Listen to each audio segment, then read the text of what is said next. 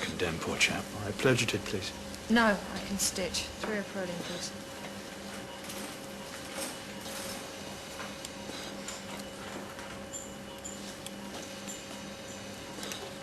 Okay, almost there.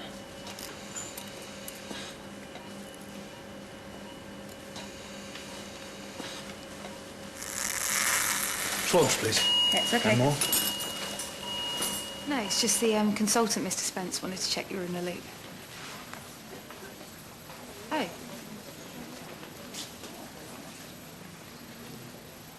No, I wasn't aware of that. Okay, it's okay. I've got it. I think it's time you let me help you. Coolie clamp. Right. Back to plan A. Back. Good. Pledge your tit, please. Can we step on it, everyone?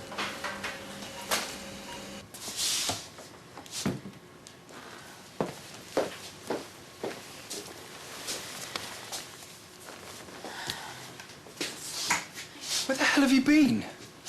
Well, Dad's been really busy, so I had to wait ages. And then I wanted to get something to eat, but the shop had run out of sandwiches, so I had to go out. Didn't you get my text? No. Oh, well, anyway, I've been thinking, okay? This whole thing is just a storm in a teacup. Okay, you've had a whole load of tests done recently. Maybe. And I'm sure they would have spotted something if there was something to spot. So the results are back? Glad you didn't have to come down. This is professional curiosity. Ah, Elliot, gracing us with your presence. I thought it was the least I could do with you seeing us out of hours like this. Well, as we're all here, why don't you take a seat? Any sign of Mr. Stewart? He ran in looking really upset. I told him to wait till Mrs. Beecham finished, but he didn't seem bothered. How do you mean? Said something about it's not up to him anyway. Said you know what he means and took off. Sorry, I haven't had my break. No, hang on. Me? Do you think he's left the hospital? I don't know. Right, baby Stuart's out of danger now. Locked airway. Can you get him down to paediatrics, please?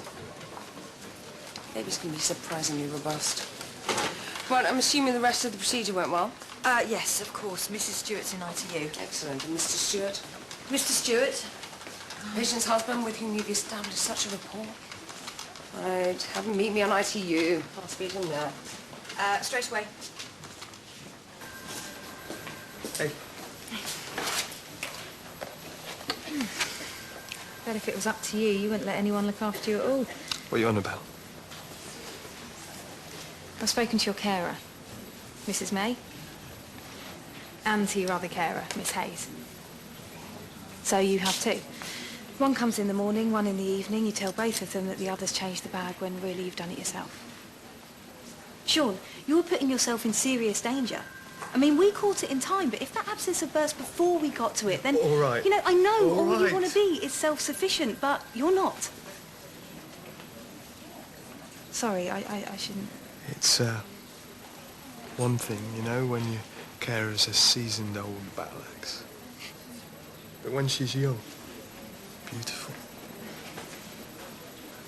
Miss Hayes. I know I don't stand a chance in it. This thing is... Well, yeah, you think people can't see past that? I mean, your friends can. They're men. Yeah, and I'm a woman, and I'm telling you, if I really like someone, I wouldn't let something like that get in the way. What time do you get off tonight, then? I've got something I've got to do tonight.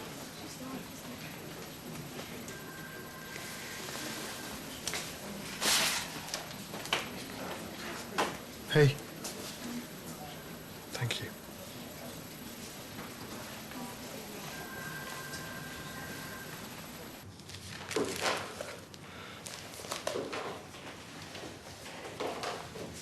Jack? Lyndon.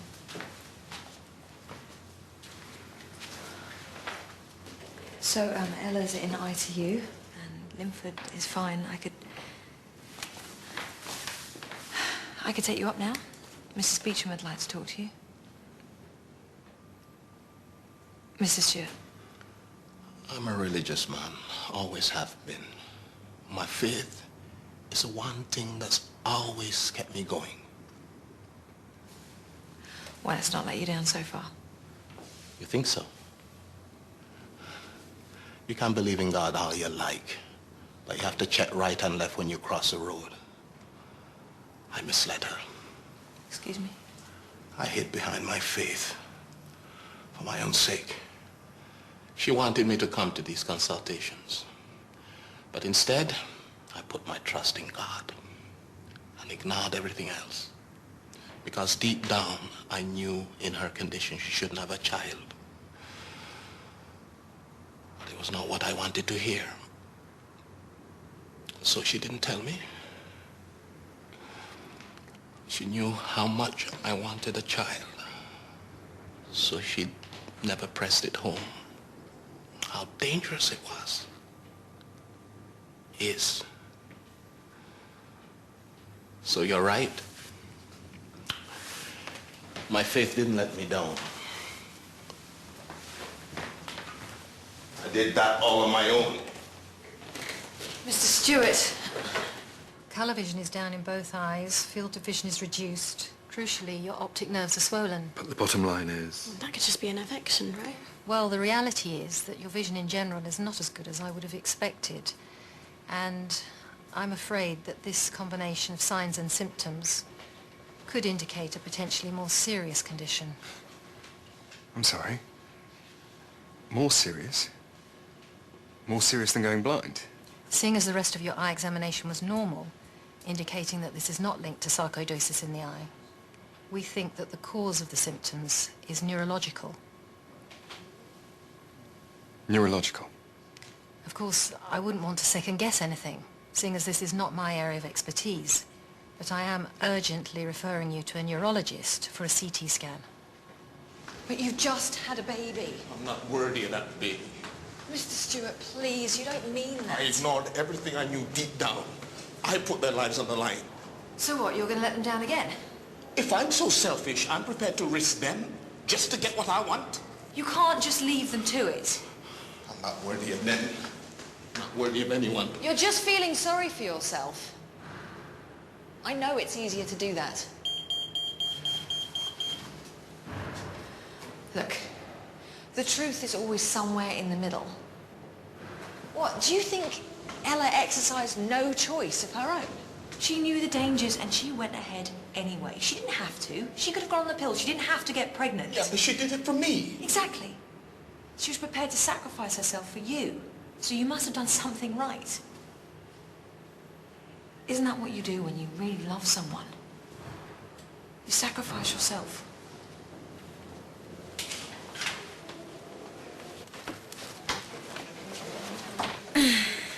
So, what was so important I had to drop an enema and race right over here?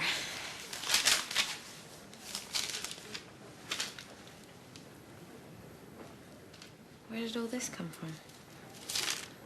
I guess, I just don't think Maddie would have wanted us to punish ourselves.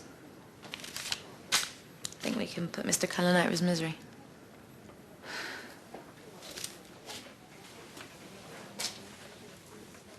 Thank you for being so prompt.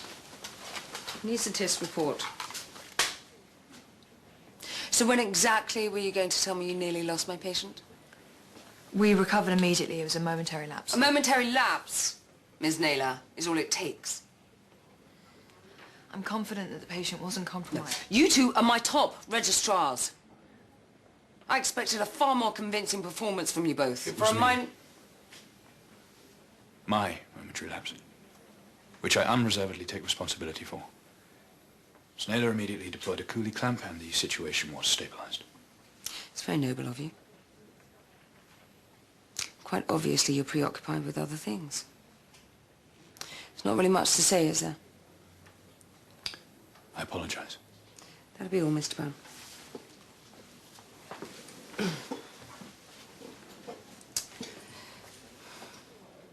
No sight of Mr. Stewart in ITU. There was talk of him looking rather upset. I think he found things a lot harder than he anticipated. I get the impression he wasn't fully in the picture. Thank you.